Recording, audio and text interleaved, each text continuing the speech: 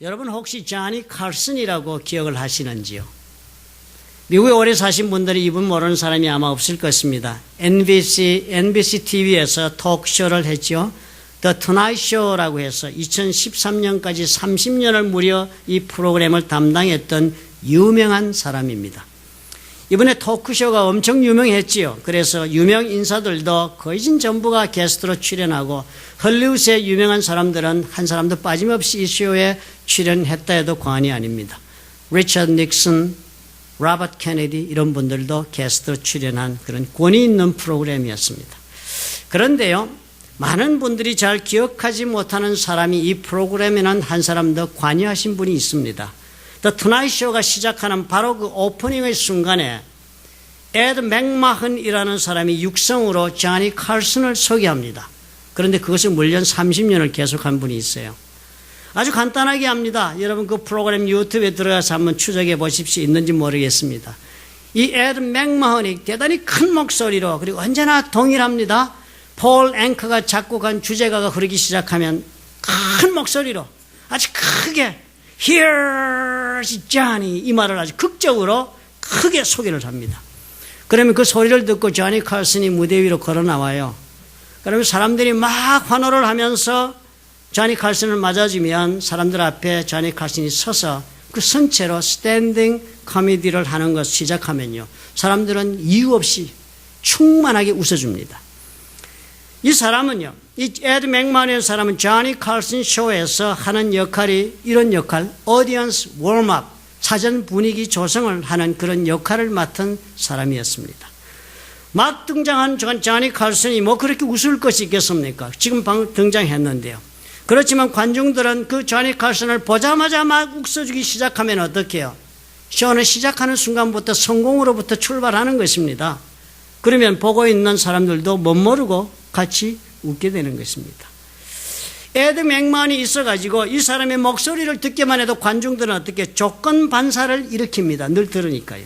아, 이 사람이 이야기하고 나면 재미있는 일이 벌어진다라는 조건 반사를 일으키면서 곧 웃은 이야기를 듣게 되겠구나 그런 기대를 미리 가슴에 품고 자니 칼슨을 보게 되니까요.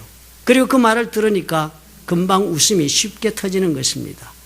웃으려고 마음을 준비하고 TV 브라운관 앞에 앉아 있으니까 그 사람도 어떻게 해요? 금방 웃게 되지요. 이렇게 먼저 상황을 이런 시츄에이션을 웜업 시키기 위해서 선발로 등장하는 사람이 언제나 있게 마련입니다. 예전에 왕이 지나갈 때도 그랬습니다. 먼저 한 전령이 지나가며 소리치면서 왕이 지나간다라고 소리를 지르면 내 뒤에 왕이 온다고 지르는 그 소리를 듣고 사람들은 거리에 멈추어 서서 일생에 한 번은 어쩌면 왕을 볼 수 있을 것이다 기대하고 그 자리에서 경배하는 자세를 취하고 왕을 기다리기도 했습니다. 이렇게 사진에 먼저 나오는 사람들처럼 또 그리고 이런 전령처럼 오늘 요한복음을 보면 세례 요한이 그 역할을 지금 감당하고 있는 것입니다. 예수님이 사람들에게 전혀 알려져 있지도 않았을 그런 초기가 아니었습니까? 요한복음 1장 29절에 보니까 이튿날 요한이 예수께서 자기에게 나오심을 보고 가로되 보라 세상 죄를 지고 가는 하나님의 어린 양이로다 하고 큰 목소리로 소개를 합니다. 사람들이 듣고 아주 놀랐던 것으로 그렇게 추측이 됩니다. 그리고 그 말이 아주 실감나게 들렸던 것이 분명하다 하는 생각도 듭니다. 왜냐하면요, 세례 요한이 이렇게 고함 지르는 그 외치는 말을 듣고서 다음날 보니까 요한의 그 제자 중 두 사람이 예수님을 따라 나서기도 했다는 기록이 나오는 것을 보니까 알 수 있는 것입니다. 사실 우리 가운데 성경을 읽으면서 오늘 이 요한복음의 이 부분을 읽으시면서 마음의 감동이 불같이 일어나면서 문득 자리에서 벌떡 일어서면서 나 이제부터 예수님을 따라야 되겠어 그렇게 생각하고 일어설 사람은 아무도 없을 것입니다. 무엇인가 의미가 있는 말인가 보다 뭐 그렇게 생각은 하실 것입니다만은 우리에게는 그 당시 이 사람들이 느꼈을 그런 감정을 동일하게 공감하는 일은 벌어지지가 않습니다. 당연한 일이지요. 이건 마치도 우리가 지금 미국 TV를 여러분 종종 보시면서 그중에서 특별히 코미디 프로그램을 볼 때 느끼는 것과 같을 수가 있습니다. 보통의 경우 뭐 이 자리에 계신 저와 여러분은 영어에 미국에 살다 보니까 어느 정도 익숙해져서 뉴스도 이제는 거짓 알아들으시고 또 인터뷰하는 그 프로그램도 뭐 대화들도 다 알아듣고는 하는데요. 어찌된 영문인지 여러분 그렇지 않습니까? 다른 뭐 TV 프로그램, 연극 영화는 다 보겠는데 코미디 프로그램은 영 동참이 안 되는 것을 경험해 보셨는지요? TV에서 영어로 하는 프로그램 다 듣고 이해가 되는데 이 코미디를 들으면 같이 웃어지지가 않으시는 거예요. 만약에 여러분 웃고 계신 분이 있으면 코미디 볼 때마다 웃음이 터지시면 아, 나는 이제 미국 사람 다 되었구나, 그렇게 자부하셔도 되겠습니다. 다 웃는데요, 나는 전혀 우습지가 않아서 냉숭냉숭하고 어떻게 해요? 소외감까지 느끼지 않습니까?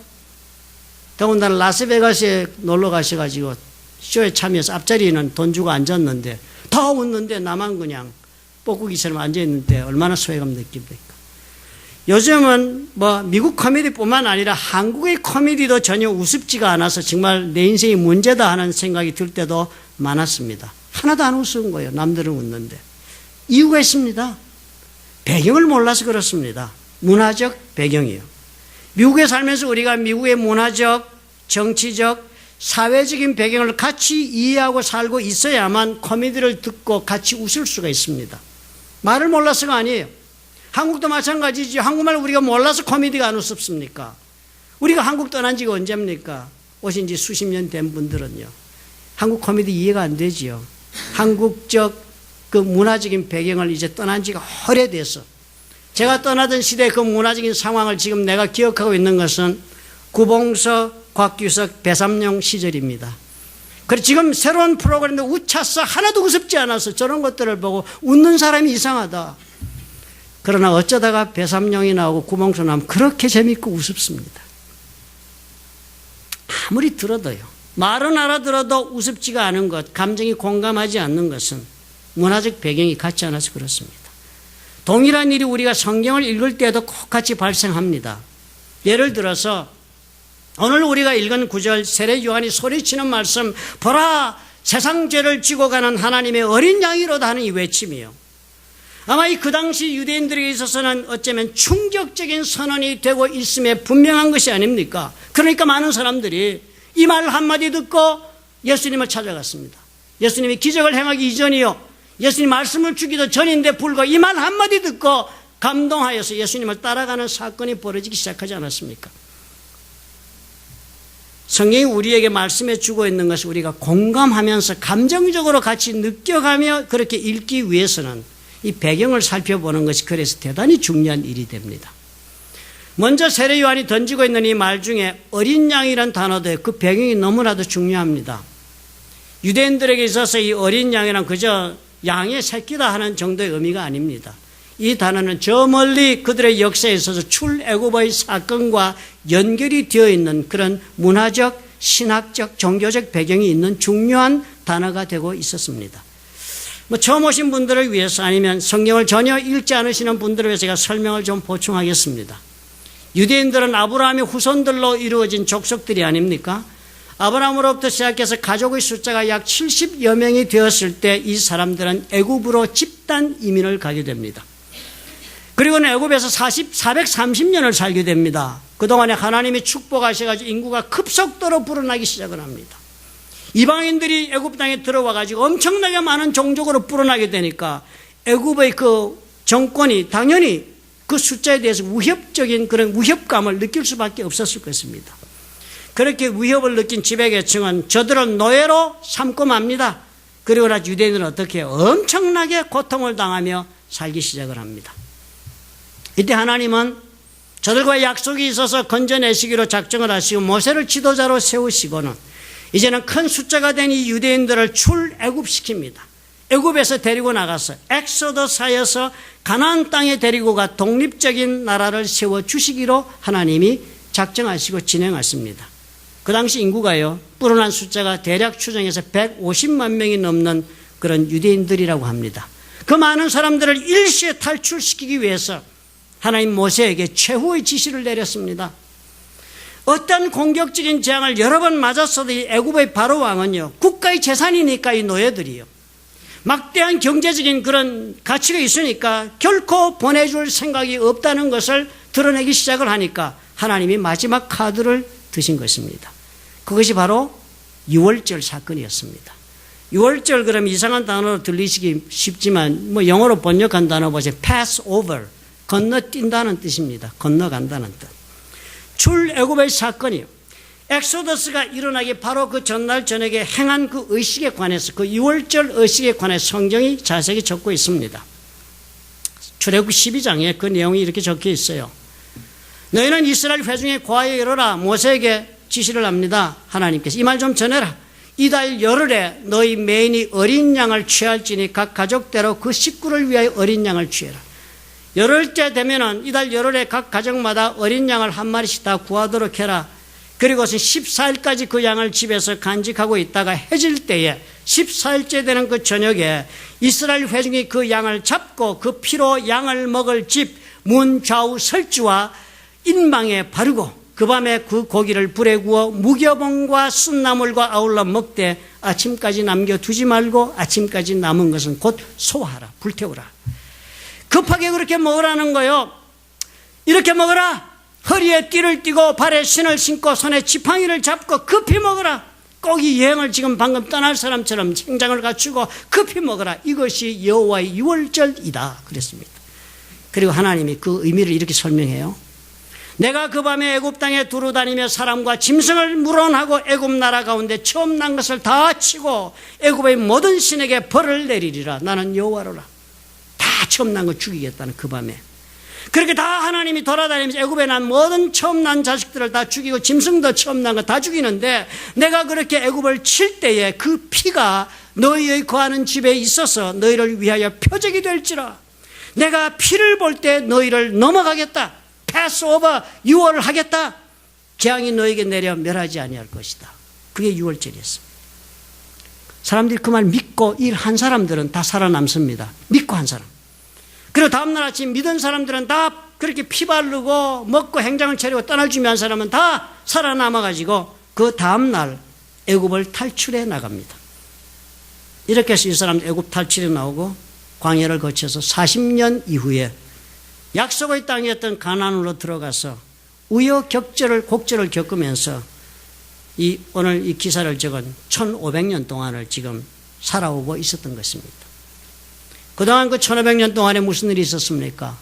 그 세웠던 나라는 흥망성쇠를 겪고 그러다가는 급기야는 그 나라가 패망해서 없어지고 그래서 이방 땅에 포로로 가기도 하고 또 그리고는 우여곡절 끝에 하나님께서 보내주셔서 이 나라에 다시 이 땅에 돌아왔지만은 이전의 나라는 결코 다시 회복되지 않은 채로 이제는 로마 제국의 치하에서 이 사람들 살고 있었습니다.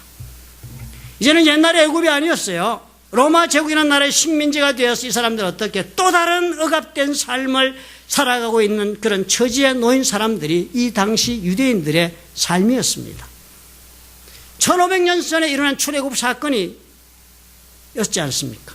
그렇지만 그 1500년 전에 출애굽해가지고 살았던 그 당시 저들이 살았던 그 삶이 지금의 현재의 삶과 비교해 보면 본인들은 그렇게 생각이 드는 거예요. 옛날 선조들이 애굽에서 노예 생활하고 있었을 그때보다 지금 우리가 뭐 나은 것이 뭐가 있어. 이런 삶을 지금 사는 것입니다. 로마 치하에서도 살기 어려우니까요. 사실 뭐 냉정하게 비교해 보면 1500년 전 애굽에서 살았을 때 그때보다야 지금 로마 치하에서의 삶이 나으면 나았지 못할 것은 전혀 없었습니다. 그렇지만 이 사람들이 결코 그렇다고 해서 자유인으로 자신들의 꿈을 이루며 행복한 인생을 추구하며 살아가고 있지는 못했던 것입니다. 왜냐하면 독립적인 나라를 이루고 스스로의 자유를 누리며 자신의 꿈을 사는 것, 이것이 하나님께서 저들에게 애초에 약속하였던 삶이었기 때문입니다. 다시 말해서 그 옛날 출애굽할 때 그들이 가졌던 꿈은 1500년이 지난 저들의 오늘에 있어서 전혀 이루어지고 있던 상황이 아니었기 때문입니다. 저들의 엑소더스의 꿈이 무엇이었습니까? 1500년에 가지고 그 땅을 떠났을 때 가슴속에 품었던 그 엑소더스의 꿈이 무엇이었습니까? 하나님께서 축복해 주시겠다고 약속하던 그 약속의 땅에 들어간다는 거였습니다. 그리고 그 땅에서 하나님께서 다스리는 나라의 백성이 되어서 우리는 산다 하는 것이 저들의 꿈이었습니다. 그래서 이 꿈 이루어 주시겠다고 하나님께서 어린 양 잡게 하시고 그리고 그 양의 피를 바르고 양의 살을 먹고 그리고 애굽을 탈출했던 사람들이었습니다. 그런데 어떻게 되었습니까? 그 후에 그 출애굽계의 꿈은 세월을 사는 동안 무참히 깨어져 나갔습니다. 꿈은 다 깨어지고 삶은 다 깨어져 나갔지만 여전히 어떻게요? 그 하나님 우리의 하나님이시고 여전히 그 하나님이 우리에게 하신 말씀은 여전히 그 하나님의 말씀으로 우리를 믿고 살려고 애를 쓰고 있는데요. 지금 돌아보니까 어떡해요? 출발점이 되었던 출애굽 그 엑소더스의 꿈은 잃어버린 꿈이 된 그런 꿈을 상실한 고통의 오늘을 지금 살고 있었던 것입니다.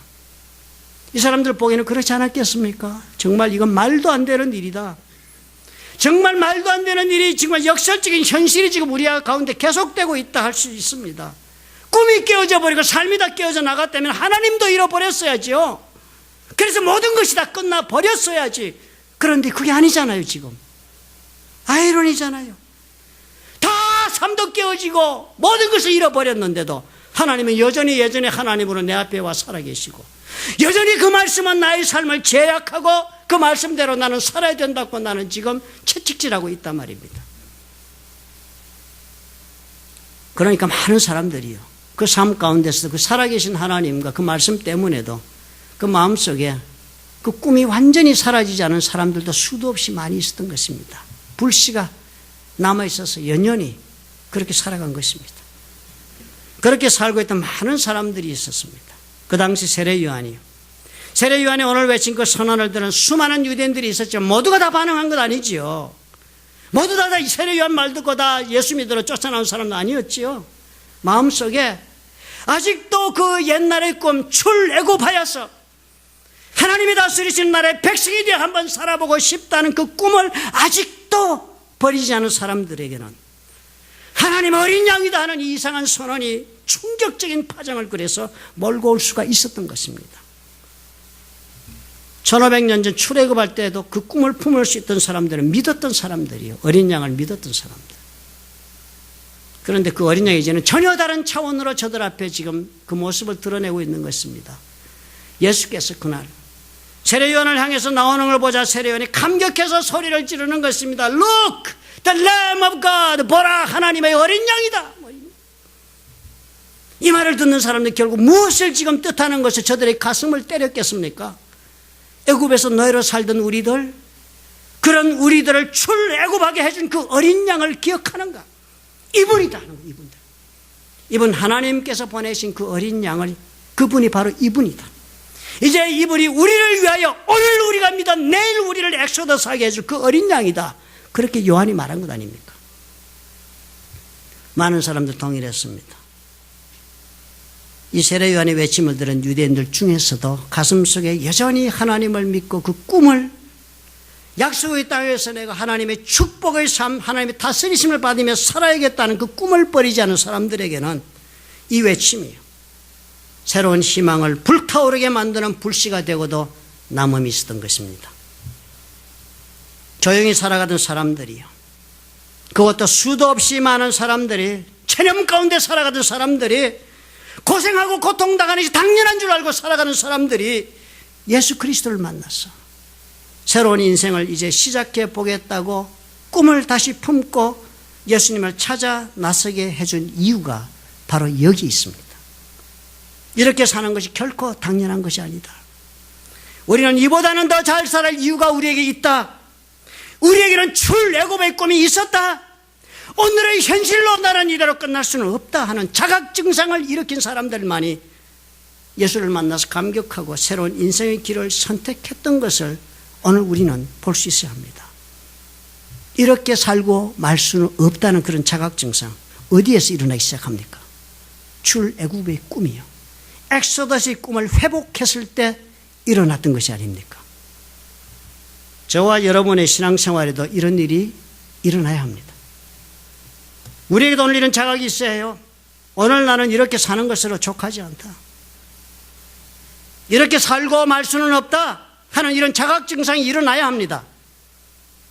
그러기 위해 저와 여러분의 한 가지 마음속에 변화가 일어나야 해요. 우리 마음속에 새로운 하나님의 약속에 대한 그 믿음에 대한 기억이 회복이 돼야 하는 것입니다. 잊어버렸던 그 믿음이 살아나야 해요. 나에게는 하나님께서 약속하신 삶이 있다는 믿음의 기억이 우리 속에 지금 회복되어야 하는 것입니다. 어쩌면 그렇지 않아요? 어쩌면 이제까지 일상에 젖어 사느라고 잊어버린 꿈 아닙니까? 어쩌면 이제까지 살아온 세상이 너무나도 험난해서 그냥 포기하고 말았던 그런 꿈 아니었나요? 아니면 적당히 돈 번 것도 있고 적당히 살아온 것이 있어 쌓인 것이 있으니까 인생을 적당히 즐기며 사는 것으로 모든 것을 타협하고 말아버렸던 그런 나의 꿈이 아니었습니까? 이거 그냥 그렇게 흘려버리고 이거 이렇게 끝나도 내 인생 좋아 하는 그 생각을 버려야만 예수님에게 우리 감동할 수 있습니다. 예수님 때문에 감격하며 살 수 있는 삶, 그런 날들이 우리 삶 가운데 시작될 수가 있습니다. 나에게는 세상 누가 뭐라고 할지 몰라도 결코 버릴 수 없는 꿈이 있다. 나는 이렇게 환경과 사람에게 억눌린 채 빼앗긴 채로 사는 것으로 가늠할 수 없는 꿈이 있다. 아직도. 다시 말해서 나에게도 엑소더스, 즉 지금의 현실을 탈출해서 하나님이 약속하신 나의 삶을 누릴 기회가 있다. 그리고 예수님은 지금 나의 이 엑소더스의 꿈을 이루어 주시기 위하여서 지금 바로 이 순간 내 앞에 와 계신다 하는 자각이 있으시면 새로운 일이 벌어집니다. 예수를 믿어도 감격이 없으십니까? 이상하게 생각하지 마십시오. 예수님이 어린 양이 되신다고 찬양을 아무리 불러도 감흥이 없습니까? 이상하게 생각하지 마십시오. 이 꿈이 없어서 그렇습니다. 그러시다면 나는 과연 이렇게 살아도 괜찮을까? 이렇게 살고 말아도 좋은가? 하는 질문을 스스로에게 한번 물어보셔야 합니다. 이 질문이 무엇을 뜻하는 것입니까? 바로 엑소더스의 꿈에 대한 질문입니다. 나는 이대로 살 수 없다. 반드시 더 나은 세상을 향해 가야 한다. 하나님께서 나에게 약속해 주신, 하나님이 직접 다스리시며 축복해 주시는 그 삶이 나에게 있다 하는 그 꿈, 그것이 바로 엑소더스의 꿈입니다. 이것을 다시 찾아야지요. 이것을 찾아야만 예수 그리스도에 대한 열정이 내 가슴 속에 일어날 것입니다. 오늘 요한복음에서 세례 요한이 저와 여러분에게, 그리고 특별히 세상을 사랑해서 타협하고 주저앉아서 이것이 전부인 양 스스로 모든 것을 덮고 살아가고 있는 사람들에게 주시는 메시지가 된다는 것을 여러분 기억하시기 바랍니다. 더 나은 내일이 있어요. 더욱 가까이 하나님과 함께하는 삶이 가능합니다. 예수 그리스도의 은혜에 감격하며 사는 삶은 이렇게 살고 말 수는 없다 하면서 가슴 속에 잊혀져 있던 그 엑소더스의 꿈을 다시 불지피는 그런 영혼들에게 주어지는 하나님의 기막힌 은혜의 선물이라는 사실을 여러분 잊지 마시기 바랍니다. 두 번째로 요한이 또 분명하게 부연해서 말씀을 했습니다. 영어로 보면 조금 이해가 쉽습니다. 문장을 나눠 놓았어요. Look, 보라, the Lamb of God, 하나님의 어린 양이로다. Who takes away the sin of the world. 그 사람이 어떻게, 이분이 세상 죄를 지고 가신다.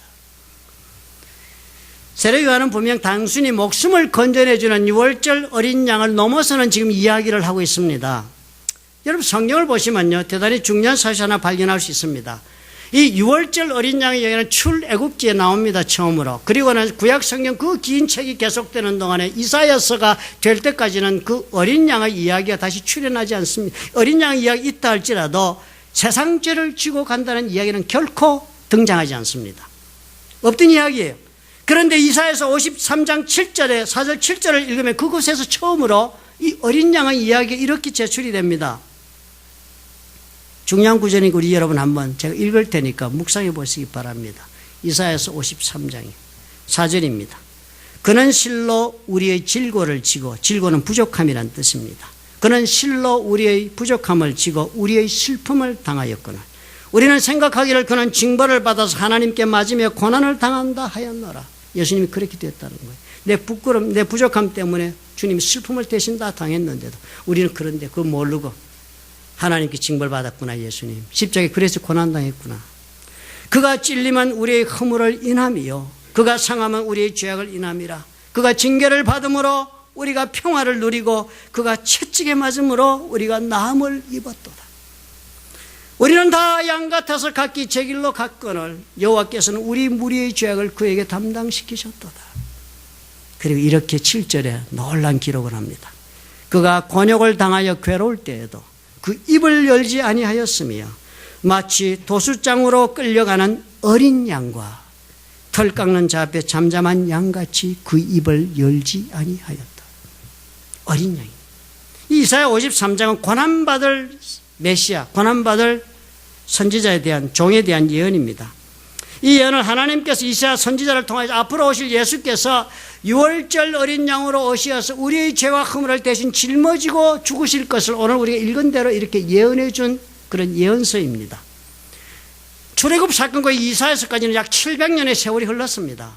이스라엘 백성들 그동안에 뭐 했습니까? 가나안 땅에서 말씀대로 하나님의 은혜 가운데 살면서 이사야서 시대까지 살아온 것입니다. 그러니까 이 말씀은 엑소더스의 막 꿈을 가지고 출애굽하기는 했으나 그래서 약속의 가나안 땅으로 들어가기는 했지만 이 사람들 그럼에도 불구하고 그 700년 동안 이 사람 뭐 했습니까? 이스라엘 사람들 실패를 거듭했습니다. 실패하고만 이스라엘 백성들을 위해 주신 하나님의 예언의 말씀이 오늘 이사야서 53장의 말씀이 되는 것입니다. 꿈을 추구했지만 그리고 하나님의 축복도 받았지만 그러나 그럼에도 불구하고 자신의 허물 때문에 자신이 지은 죄악 때문에 인생을 실패하고만 사람들에게 주신 말씀이에요. 그것을 오늘 세례 요한이 직접 다시 거론하고 있는 것입니다. 꿈을 품고 사는 것도 중요하지요. 그렇지만 깨어져 나간 꿈을 다시금 회복해서 일어서 살아나가는 일은 더욱더 중요한 일이 됩니다. 살아야죠. 행복을 다 잃어버리고 지금 내가 비참하고 고통 가운데 있는 이유가 내 무지함 때문이다, 내 죄악 때문이었다 그런다면 더더욱 회복해야 할 이유가 있습니다. 왜냐하면 그 어느 누구도 스스로의 그 무지한 것 때문에 아니면 자신이 스스로 지은 죄악 때문에 모든 것을 다 빼앗기고 삶을 상실하고 말았다면 그곳에서 다시 자신의 힘으로 일어설 수 있는 자는 한 사람도 없습니다. 스스로 죄를 짓고 스스로 하나님 배신하고 스스로 그 약속을 다 짓밟고 그리고 다 깨어져 나간 인생의 현실 앞에서 그래도 다시 꿈을 품고 살아보겠다 하는 일은 사람으로서는 불가능한 일입니다. 그러니 못해요, 우리 힘으로. 그러나 우리 하나님 어떤 하나님이십니까? 헤세드 사랑의 하나님, 자비와 긍휼의 하나님. 우리가 이것을 잊지 말아야 합니다. 하나님은 의인을 위하여 예수 그리스도를 이 땅에 보내신 분이 아니라 죄인을 위하여 보내셨다고 확인하셨습니다. 잘난 사람 위하여 예수님 오신 거 아니라 하십니다. 죄로 인하여 실패한 인생, 죄와 무지로 인하여 깨어져 나간 인생, 꿈이 없는 인생을 사는 그 모두를 위해서 하나님이 예수 그리스도를 보내셨다고 하시는 이 사실을 우리는 주목해야 합니다. 세례 요한의 선포를 들은 유대인들 그래서 열광한 것입니다. 저들은 하나같이 모두가 하나님의 말씀대로 살지를 못하고 있다는 것을 절감하고 있던 사람들이 아니었습니까? 어떻게 하면 내가 하나님 말씀대로 한번 살아볼 수 있을까? 어떻게 하면 그래서 내가 다시 한번 하나님의 손에서 축복된 삶을 허락받을 수 있을까? 얼마나 저들이 간절히 원하고 있었겠습니까? 그러나 결론은 어땠어요? 언제나 참았겠습니다. 불가능하다. 감당할 수가 없다. 그런 유대인들에게 세례 요한으로 말씀한 거요, 세상 죄를 지고 가는 어린 양이다. 이 선포는 그러니까 가히 원자폭탄급의 위력이 있었습니다. 오늘 우리에게 이런 회복이 있어야 합니다. 예수 믿는 것으로 족하지 않아요. 천당 가는 것을 여러분 족하지 않습니다. 하나님의 은혜에 대한 나의 기대가 회복되어야 하겠습니다. 우리는 어떻습니까? 우리 자신을 돌아보면 지금 우리의 모습이 어때요? 세월을 살아가면 갈수록 우리는 확인하지 않습니까? 내 무지가 얼마나 나를 불행하게 만든 일들의 씨앗들이 되었는지 확인하지 않아요? 나의 잘난 에고, 내 중심적인 이 고집, 이 주장이 얼마나 많은 죄악을 저질렀는지 깨닫지 않는 사람은 아마 한 사람도 없을 것입니다. 살아가면 그 많은 은혜를 입은 것 확인되잖아요. 그 많은 축복을 내가 받았었던 것도 기억되지요. 그렇지만 왜 오늘 나는 그럼에도 불구하고 이렇게 살고 있는가? 고뇌하지 않습니까? 고뇌가 없습니까? 예수님은 이 모든 나의 허물과 죄악을 대신 지고 가시기 위해서 오셨다는 이 말씀에 대한 믿음을 회복하셔야 합니다. 그래야만 우리에게 예수 믿어서 다시 생명을 찾는 기쁨이 올 수 있습니다. 예수님, 나의 부족함 때문에 그것 가려주시려고 십자가에 슬픔을 당하셨고, 예수님 내 허물을 가려주시려고 십자가에 찔림을 받으셨어요. 그런 예수님이 내가 지은 이 죄악의 값을 다 갚아주시려고 상함을 입고 십자가에 죽으신 것입니다. 그래서 이제는 그 예수께서 내 허물과 죄악과 부족함을 다 지고 가신 까닭에 나는 평화를 누릴 수 있고 나는 나음을 입을 수가 있는 것입니다. 왜요? 우리 주님은 유월절 어린 양으로 오셨을 뿐 아니라 세상 죄를 다 지고 가시기 위해서 이 땅에 오셨기 때문입니다. 세례 요한의 이 외침이요, 2000년이 지난 오늘 아침에도 우리 가슴에 다시 새롭게 감격스럽게 들리는 이유가 바로 이것입니다. 사랑하는 성도 여러분, 저와 여러분의 가슴 속에 아직도 꺼지지 않은 엑소더스의 꿈, 그 불씨를 여러분 한번 다시 살려보시기 바랍니다. 그리고 꿈을 추구하다가 좌절해버린 그 모든 것을 주께서 받으시기를 원하신다는 것을 깨닫고 드리시기 바랍니다. 붙잡고 씨름하지 마시고 주께 맡겨보시기 바랍니다. 주님이 우리에게 원하시는 것은 말씀을 따라서 무엇을 잘하고 무엇을 못하고 공로를 세우고 하나님의 점수 받은 인생을 사는 것을 하나님 원하시는 것이 아니라 저와 여러분 원하시는 것은 우리 하나님 앞에 전적으로 승복하고 항복해서 주님의 지배를 받고 다시는 받는 인생을 살겠다고 작정하는 그 마음을 주님께서 원하신다는 것을 기억하시기 바랍니다. 그러실 수 있다면 주님께서 세례 요한이 선언한 대로 오늘 우리의 삶 속에 응답해 주실 것입니다. 왜요? 주는 지금도 어제처럼 살아 계시기 때문입니다. 믿으시면 아멘 하시기 바랍니다. 믿으시는 줄 압니다. 기도하겠습니다. 사랑이 많으시고 역사하시는